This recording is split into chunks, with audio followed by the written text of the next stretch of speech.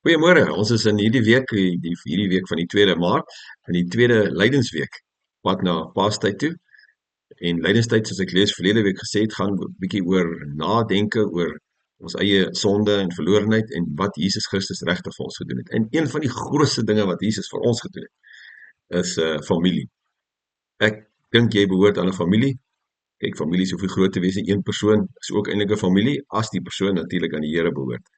Dan maak God so 'n persoon 'n familie. En dis die Here wat families maak. Maar dis daarom lekker om te weet, daar's iemand wat wag dat jy huis toe kom, iemand wat jou sal gelukwens met jou verjaarsdag, al vergeet al die ander mense, en iemand wat vir jou geskenk kan koop elke nou en dan, of iemand wat net vir jou vra, hoe gaan dit? Familie.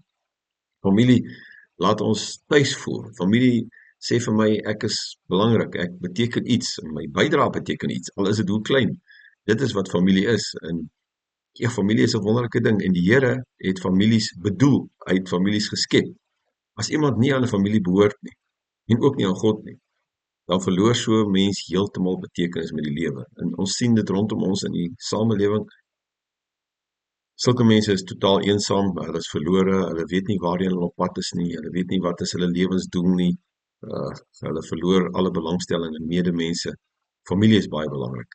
Toe die Here God is self ook familie, soos ek al gesê het, dink ek, die drie eenheid is Vader, Seun en Heilige Gees. En as ons die drie eenheid reg verstaan, kan ons ook figuurlik gesproke praat van God as 'n familie, want al drie van die God-persone stem saam met die ander en is een met die ander en is ook afhanklik van mekaar, maar ook onafhanklik. So dit is 'n wonderlike familie, God. En God het begin met familie. Hy skep vir Adam en Eva, lees ons in die Bybel, is die kern van menswees, is 'n deel van 'n familie. En toe die familie skeefloop, Adam en Eva, toe het die Here later weer 'n begin gemaak met Noag, né? Noag, hy red vir Noag en sy familie, sy gesin. En later lees ons in Genesis 11, toe dinge weer baie sleg gegaan op aarde, toe begin die Here weer oor met 'n ander familie, en dit is Abraham en Sarai. Toe begin die Here God met as verbondsgod. Ons lees net gou die eerste paar verse van Genesis 12. Die Here het vir Abraham gesê, gaan weg uit jou land, weg van jou familie en jou ouerhuis, na die land wat ek jou sal wys. Nou interessant, die Here sê, breek met jou familie, breek met jou ou identiteit, wat natuurlik nie heeltemal moontlik is nie, almal van ons het 'n identiteit, en maar hy sê vir Abraham, gaan weg van jou sekuriteit wat jou familie vir jou gee, jou ouerhuis, maak nie saak hoe dit is of hoe dit was nie, ek wil nou vir jou 'n nuwe identiteit gee. En ek sal jou 'n groot nasie maak, ek sal jou seën en jou naam groot maak, sodat jy geseën sal wees. Ek sal hulle seën met jou seën, maar wie jou verwen sal ek vervloek, en deur jou sal al die groot families van die aarde geseënd wees. Abraham het gegaan soos die Here vir hom gesê het, en Lot het saam met hom gegaan. Abraham was 75 jaar oud met sy vertrek uit Haran.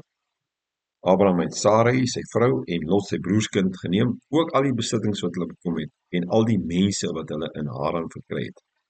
So Abraham en sy hele familie, en ook nog Lot, sy broerskind, en sy familie, gaan en hulle begin 'n nuwe begin. Hulle begin 'n hele nuwe familie, kan 'n mens maar eintlik sê, en saam met die Here. En die Here sê, nou is julle identiteit, julle is geseëndes, Abraham, geseëndes, en deur jou gaan die hele wêreld en ook al die groot families, al die families in die aarde gaan geseën word. So Abraham se nuwe identiteit, hy en Sarai, is dat hulle geseëndes is en hulle is verteenwoordigers van God. Hulle moet hierdie nuwe identiteit wat die Here vir hulle gee, uitdra en uitleef. Dit is 'n fantastiese ding. Nou, hierdie nuwe identiteit, weet ons, is in Jesus heeltemal vervul, want die Ou Testament vertel van ons die hele verhaal, verbondsgeskiedenis van God met Israel, wat met Abraham en Sarai begin, maar wat indirek ook eintlik al met Adam en Eva begin het. Maar die Here doen dit net die hele tyd meer direk, en in Jesus Christus, elkeen wat in Jesus Christus glo, word deel van God se familie. Ons wat in Jesus behoort, uit alle volke, tale, stamme en nasies, ons is nou die familie van God, ons word die kerk genoem, die versameling van mense wat aan Jesus behoort, 'n nuwe familie, ons het 'n nuwe identiteit gekry in Jesus Christus. Ons leef in die wêreld, ons is dalk Afrikaners, Engelse, weet nie wat alles nie, maar ons ware kernidentiteit is wie ons is in Christus en wie ons is in God. Ons is geseëndes in God en ons is verteenwoordigers van God. Nou ek wil sommer net vir jou sê in hierdie tweede week van lydenstyd, hoe lyk dit met jou geseëndheid en met julle geseëndheid as familie? Hoe lyk julle simbole en tradisies en goed waaroor julle praat? Is julle nog besig om voort te bou op die familiewees van God? Ons moenie net op ons wêreldse familiewees bou nie, want dan is ons baie arm. Byvoorbeeld, as ek net bou in my Afrikaner wees en Afrikaner kulture en simbole, dan is ek baie arm, want daai goed skiet maar ver te kort. Dis nie totaal Christelik nie, dis ook nie God se koninkryk, uitbeelding van God se koninkryk nie. Daarom het ons dan deel van 'n kerk waar ons ander simbole het. Kruis, nagmaal, doop, aanbidding van God, sang en gebed, gesamentlik. Al daai goed is wonderlike simbole. En op die knieë gaan en vra om vergifnis en vergewe, mekaar se voete was. Fantastiese simbole wat ons in die Christendom het, wat ons as familie in Christus kan deel en geniet.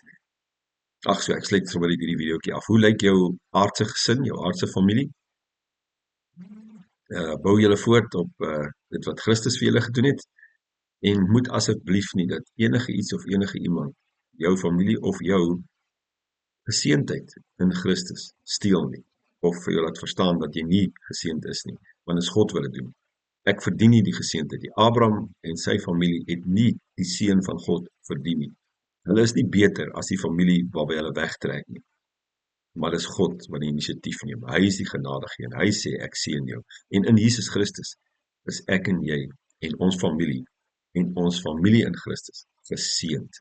En ons is verteenwoordigers met ons foute en tekortkominge. Elkeen van ons op ons eie unieke manier kan die beeld van God uitstraal. Gaan doen dit as familie van die Here. Dankie Here dat U ons 'n nuwe familie gemaak het in Jesus Christus en dat ons deel kan wees van U kerk, liggaam Jesus Christus, maar dat ons ook as gesin en aardse familie en gesin ook kan fokus op U en aan U kan behoort en kan vier dat ons aan U behoort. Ons dankie daarvoor. In Jesus naam. Amen.